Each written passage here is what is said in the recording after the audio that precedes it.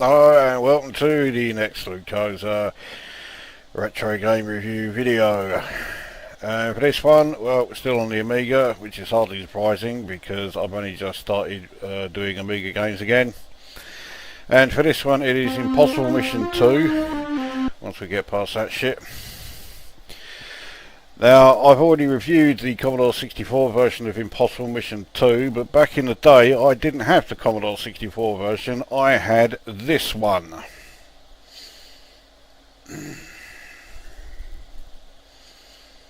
No, I don't want unlimited time, I'm not using trainers.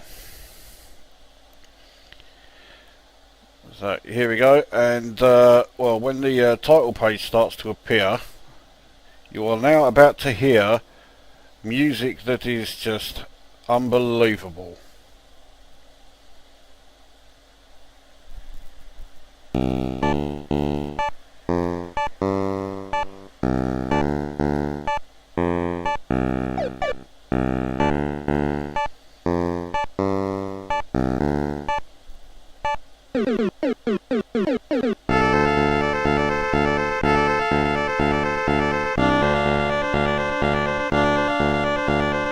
Commodore Amiga. This music would be staggeringly mediocre if it was being played on a VIC-20. This is a Commodore Amiga, for fuck's sake. But if you think the audio's bad now, and let's face it, you do, unless there is something very wrong with your hearing, wait until you hear the voice of Elvin Atombender, because he's changed a little bit. Another visitor. Stay a while. Stay forever. I mean, what the fuck was that? Shit is what it was. Now, for some reason, the game has decided to not continue loading, so I'm going to have to try that one again. Okay, so now the game's actually loading, which is jolly nice of it. Now, unlike the Commodore 64 version, I don't think you can save your progress in the Commodore 64 version, but yes, you can with the Amiga. But also with the Amiga version, it randomizes where you start, whereas with the Commodore 64 version, I think it always starts in the same tower. Here you could start in any one of the different towers. So in this case we're starting in Tower 7, which is the office block. And the first thing that will strike you compared to the Commodore 64 version is that everything is very brightly coloured. Personally, I think too brightly coloured. I mean, the sprite is instantly recognisable, but I don't think giving him the sort of, well, they're not really flesh tones. They look too bright pink on the face and hands. It doesn't work. And then you start moving him.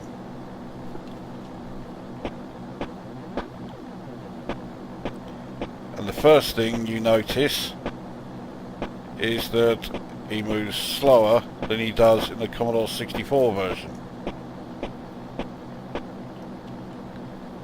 In every way. The next thing that strikes you is that the sound effects of the footsteps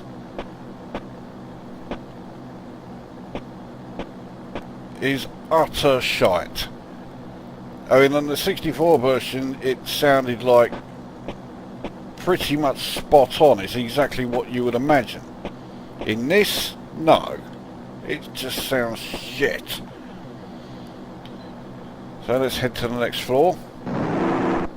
Notice that the lift stops and then the sound eventually catches up and stops afterwards. And now, whenever you enter a room in the Amiga version, you get this. This rather annoying sort of jarring chord. Now I can't do anything in this room because this is one that needs a light. and I don't have one because I've only just started the game, so all I can do is leave. So I need to get one of those. Let's head to the next room. As you may have noticed in that room that there is no sound as far as the like robots moving, or you know, even though the robots are active, it's completely silent. What you can hear is the robots firing. Now admittedly, on the Commodore 64 version you didn't get that sound as I'm about to be killed. The robot kills you either by throwing you off the platform, or in the case of this one, throwing you into the path of the platform that's right ahead. Now I'm going to see if I can, time it so that I jump past him. Now I need to search this painting of Elvin Attenbender here. This thing I'm standing on is actually another robot. But as you've seen, it doesn't kill you, it just keeps pushing you up and down. Now I'll be amazed if I can get onto this platform without being shot by the robot. Oh, fucking yeah, okay. Oh, and then fuck that bit up. So I've got off to a great start. Let's go. Now with the Amiga version, I think there are something like 8 different rooms available per tower, but of course it can only use 6 in any game, so there are some rooms that will be used and some that aren't. The only room that will definitely be used is the room that contains the safe with the music that you have to record. This one is a particularly fucking difficult one. Now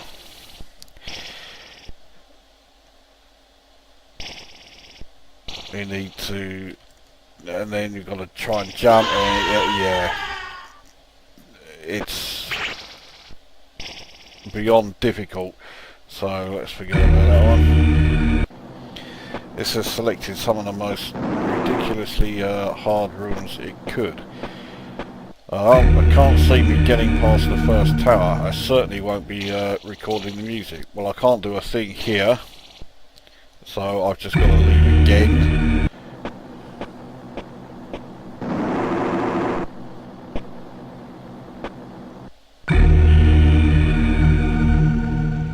Now, believe it or not, I did actually complete this back in the day, and it was the Amiga version that I completed.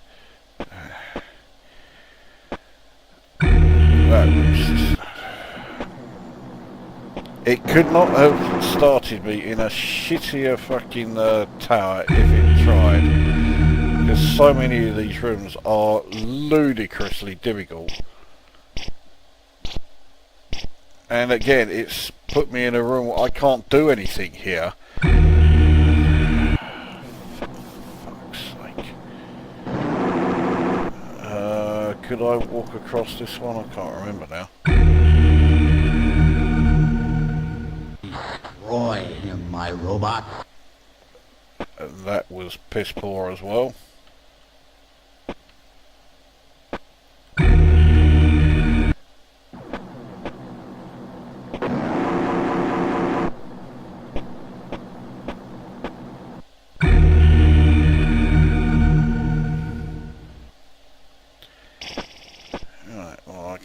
Start searching now. So I mean, okay, being able to hear the robots firing is handy. It's something that you didn't get in the Commodore 64 version. There's also a new robot which I didn't show in my review of the 64 version, largely because I'm not 100% sure if the 64 version has it. And that's in the middle platform there, is the robot that's laying mines. I don't remember seeing that in the Commodore 64 version, but if someone watching this had the 64 version, then feel free to let me know, as I can't jump over that. So yet again, a waste of time. I've got to use like bombs and mines and all that, and of course I've only just started the game, so I've got no way of getting the fucking things. And I just realised I've got to go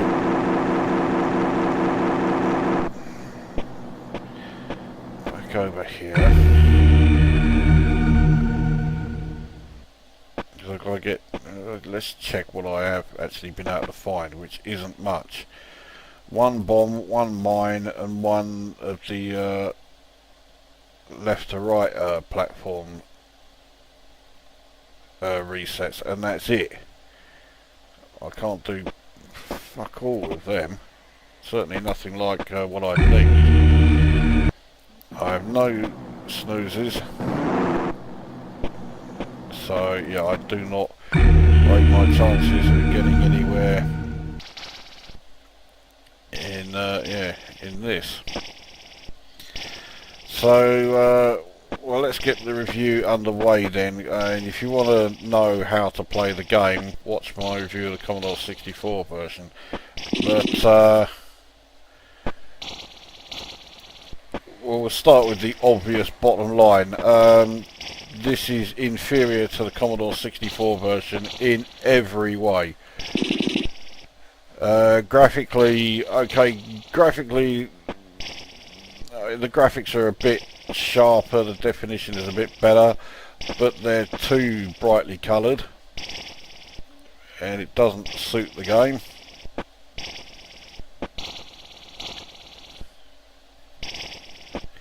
I've got no chance here. I don't even know why I'm trying.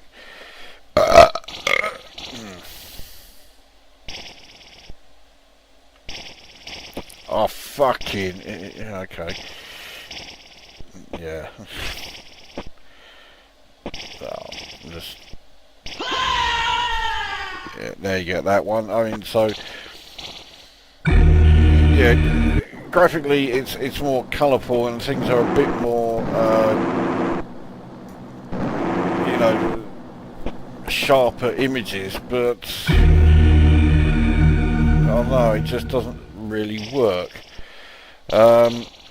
In terms of audio, the speech is atrocious. It's nowhere near as good as the Commodore 64 version.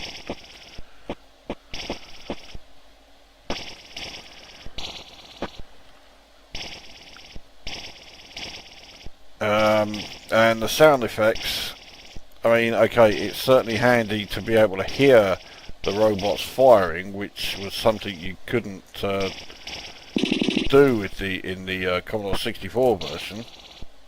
Their shots didn't make a sound.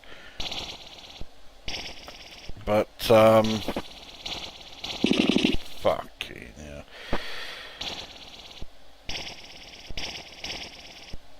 But when you've used the snooze, you can't tell when the snooze is active and when it's not active, because the robots make no sound anyway. The speech in this is nowhere near as good as in the Commodore 64 version. I'm just fucking up like you wouldn't know how in this version, in this go. And there's no way I can get anywhere, because it's put me in one of the most ridiculously difficult towers there is. Okay, so I've got it's just the magenta number I need to complete the tower, but I haven't got the music either. Now this is the dark room. I can't do anything in here.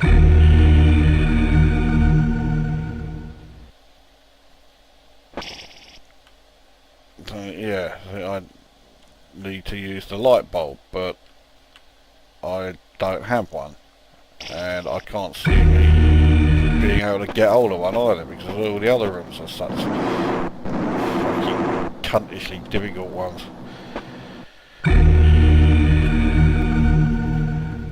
So yes, what else?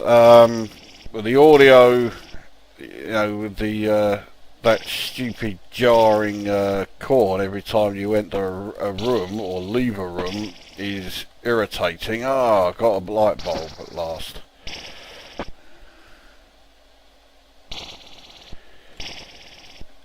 Now, timing this is difficult in the extreme because it's got to be where all of the robots are gone. There we go. Right, and now oh, fuck's sake. Right. So, first thing I need to do is set a mine. And not step on it. And now I've made this even more fucking difficult. I've got to use a snooze now because the other robot has fallen in there, but I don't have a snooze. Well, let's see if I can get one from the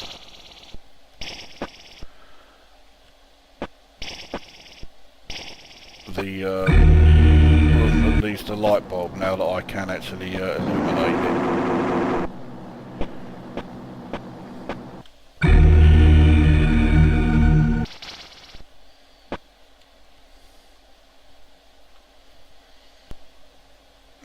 There we go. After all that, there's not a lot in here.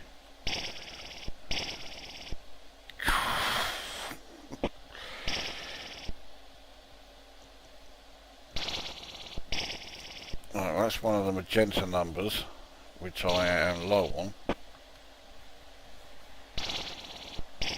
Cyan number I don't need.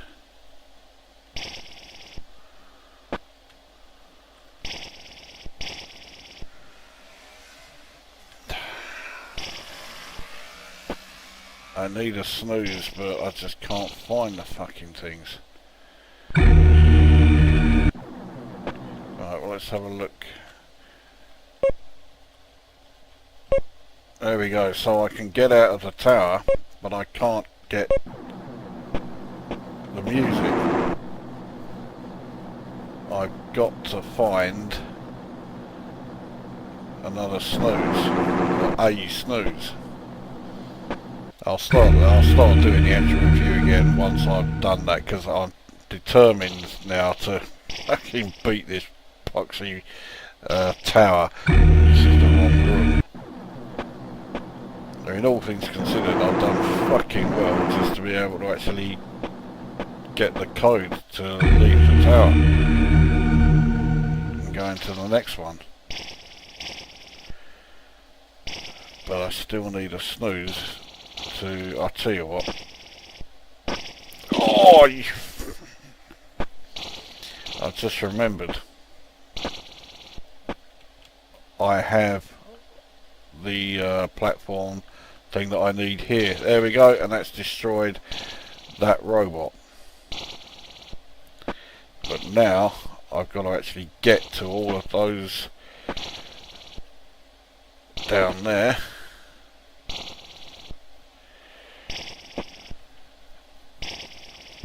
Surprised that worked.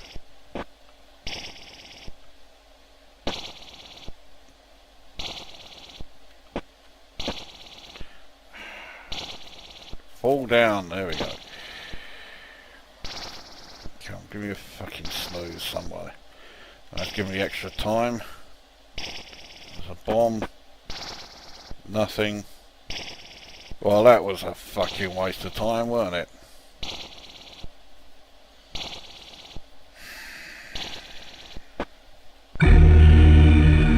Right, fuck it, I'm not going to record the music from here. Let's just go into the next tower. Or at least show a different fucking one. Now, like the 64 version, it is a multi-load, but of course with this being on the disc, it's not such a problem. The multi-load, yeah, is a lot faster. So anyway, let's try doing the review again. We're now in the kitchen areas. Oh fucking not again! I haven't got a fucking light bulb. So graphically, yes, they are more clearly defined, but the colours are far too bright. They don't suit the game. They also don't move as quickly. The other issues are to do with the game design itself. The pseudo 3D platform that, which if you've seen my review of the Commodore 64 version, you will know, at last I got a snooze, but you will know I don't like the 3D look that they've given to these platforms here. So, I mean, yeah, graphically it is inferior to the Commodore 64 version in every way. Which sounds ridiculous, but yep, it's true. Audio, again, audio, it's inferior to the Commodore 64 version in every way. The footsteps when you're running in this sound awful, whereas in the Commodore 64 version they sound pretty much exactly what you would imagine. So why they couldn't do the same on the Amiga version, I have no idea. The sound of the shots from the robots is rather weedy. I've cleared this room out, fucking hell. But even though the sound, yeah, even though the robot shot sound is a bit weedy, at least you can hear it. On the Commodore 64 version there isn't any. So right, this is where the music is in here. This one isn't as difficult to get as some.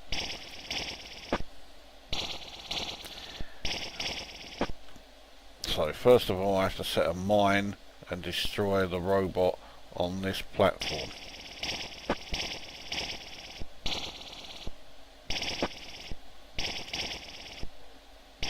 But I want to search this just in case it destroys it and it's something that I could use. After all that.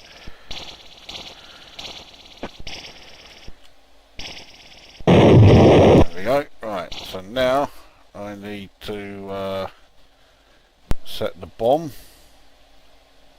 There we go.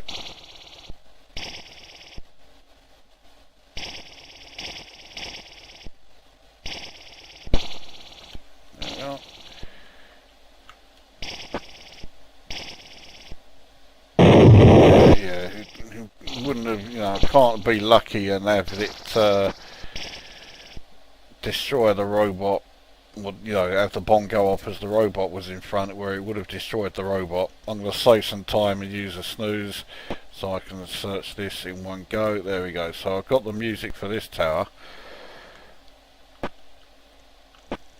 Let's just search this while I'm here.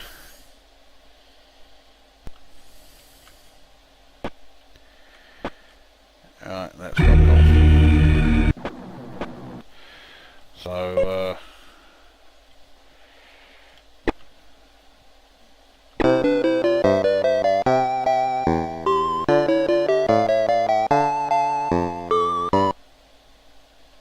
so that's the music recorded. So anyway, still on the audio. The music on the title page when the game is loading is absolute fucking bollocks of the highest order. It would be mediocre if it was on a VIC-20, but this is a fucking Amiga. I mean, they're just taking the piss. I'll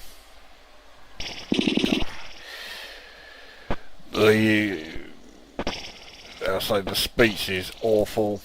Nowhere near as good as you know, the 64 version. I've done the sound effects of the robots and all that, and that fucker robot is able to get over that gap. I know what. Oh no, I can't. Oh, okay, let's. I keep mistiming the jump.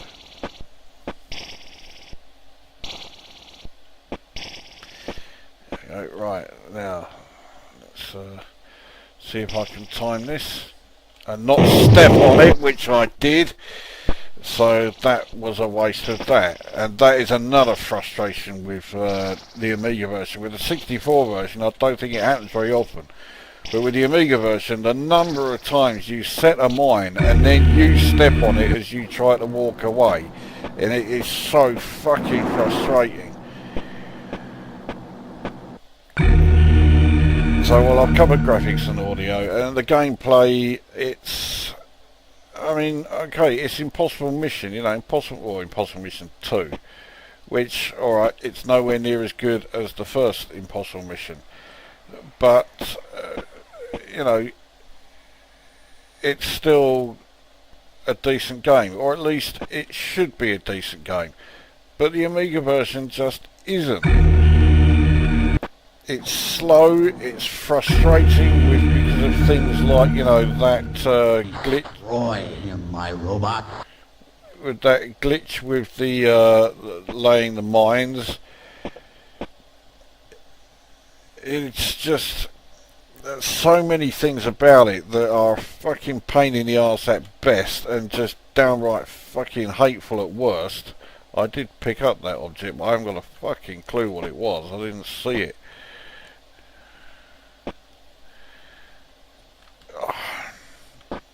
Okay. Those robots that just ride the lifts up and down all the time are a real pain in the arse, which of course is the whole point, but I don't know if this robot will fire if if I get too close, or if he'll just follow me. Yeah, he just follows me.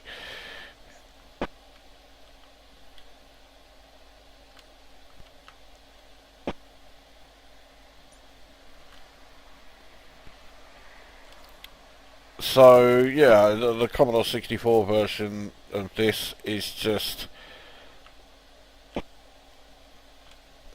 it's just better in every way, as I've said several times already. It's just I say it's not as if the Commodore 64 version was, you know, infallible. It had its issues.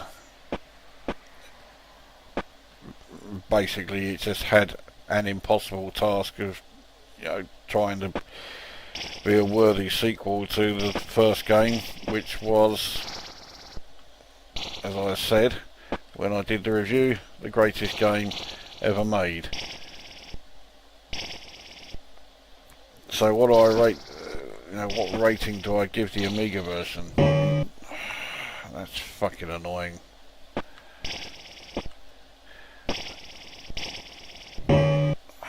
Alright.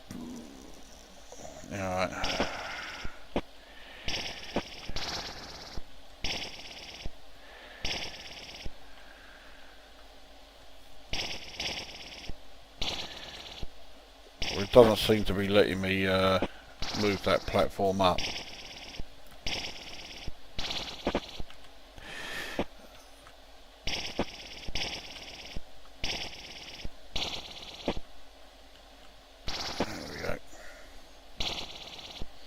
So anyway, before this video ends up turning into a fucking marathon, yeah, it's just not as good as the Commodore 64 version. I don't think I can, you know, if I say that too many more times, I'm going to sound like a fucking broken record. But it's the truth.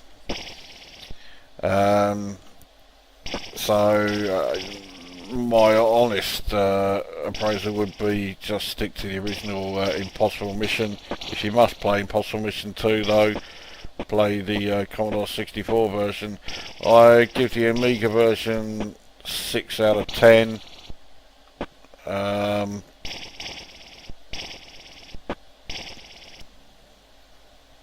Yeah, it's just not all that. The Commodore 64 version is just much better. So, fuck's sake.